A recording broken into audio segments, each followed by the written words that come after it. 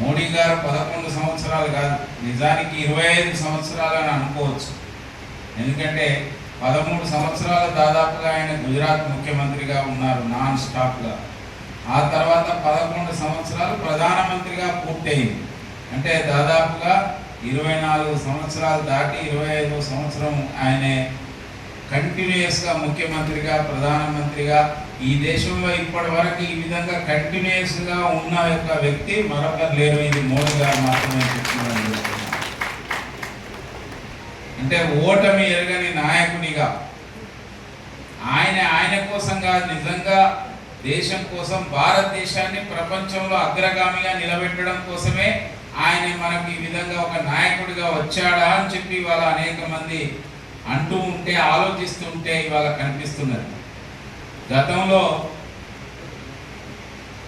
భారతదేశంలో గుప్తుల యొక్క యుగం స్వర్ణయుగం అని చెప్పి చరిత్రలో మనం అందరం చదువుతున్నాం. కానీ ఇవాళ నరేంద్ర మోడీ గారి యొక్క ఈ పరిపాలనా సమయం అనేది భారతదేశానికి ఒక అద్భుత కాలం అని చెప్పి మనం అనుకోవచ్చు అని చెప్పి సందర్భంగా నేను మనవి చేస్తున్నాను.